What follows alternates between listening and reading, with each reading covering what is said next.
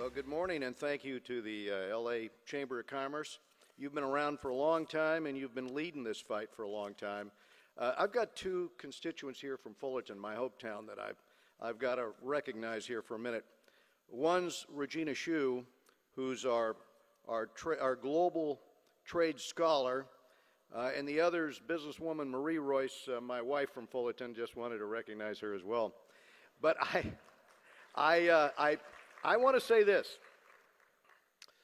Trade's in our DNA out here. Since 1850, we've been leading the effort for trade, and back then bringing in grapevines and sending out timber and gold. But if you look at our ports, and you look at the role they play in world commerce, and you look at our positioning on the Pacific Rim, it becomes very, very clear why, for our prosperity, for the opportunity for the next generation, why we have to lead on trade. And we're trying to do this with your help. If you look at the performance here out of our ports, if you look at the exports, $165 billion for California last year, and you look at the 220 markets that we are shipping into, you begin to realize also that we have an opportunity with market access issues to open new markets for our services and for our exports. And a lot of this is going to depend upon our leadership in the world, because either we're going to grab onto the wheel of global trade, and we're going to set high standards, and we're going to protect intellectual property, and we're going to push for market access for our exports, or we're going to turn that leadership over to others that may not share our view on the rule of law, on prohibitions with respect to indigenous innovation, on steps that are being taken, predatory steps on intellectual property. Now, here's the good news, because I've led 4 delegations to Asia in the last 3 years. I make this focus one of the main pivotal areas of effort for the Foreign Affairs Committee. And what I can tell you is that in our meetings, not only with the current participants along the Pacific Rim, but also with those like Indonesia who would still like to get in, here's what they tell us. They say, if you can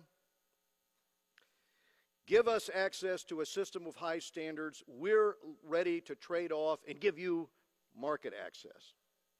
If you can help set the standards, because we're concerned about the direction things are going, and we think the United States should lead on trade. So we want to be part of your TPP. The same thing that you hear in the Atlantic, the same thing our European partners tell us. Let's get a high standard agreement so that we can protect intellectual property and the rule of law.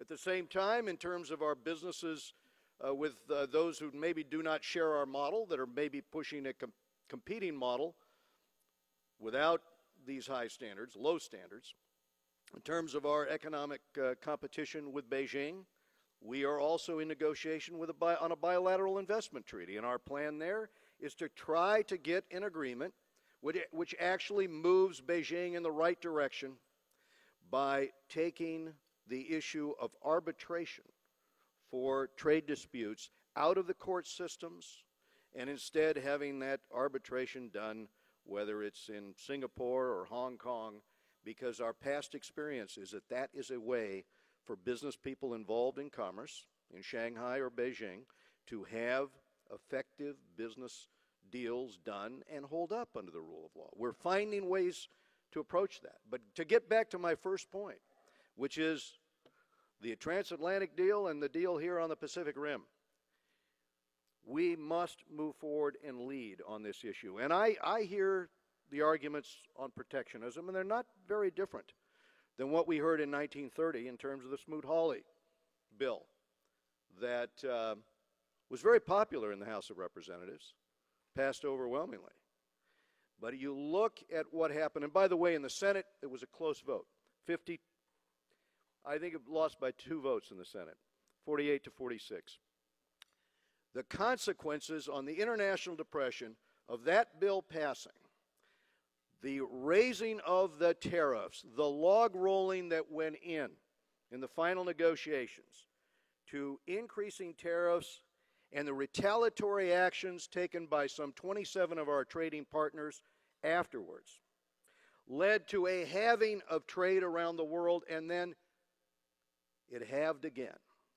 And for those who study the consequences and the international depression that followed and how it was compounded by that act, they begin to understand why 1,028 economists from across the political spectrum all sent a letter at the time to Herbert Hoover telling him, do not sign this bill. This will lead to trade wars. This will not lead to greater prosperity. This is not leadership. This is protectionism. And the president himself said, you know, this is a very bad piece of legislation, but it was so popular in Congress, I will sign it. When you know better, don't do it.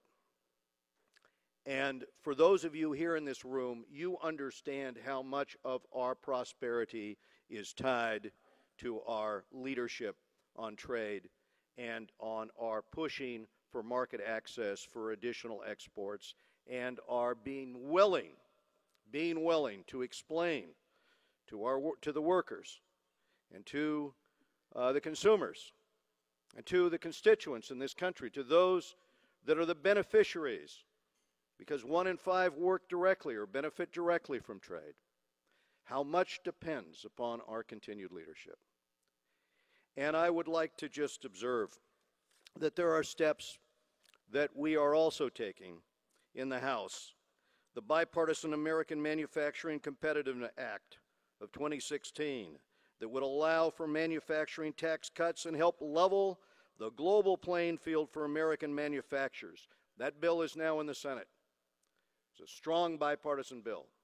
We need that bill to pass out of the Senate and onto the President's desk. We need to continue to lead on this issue.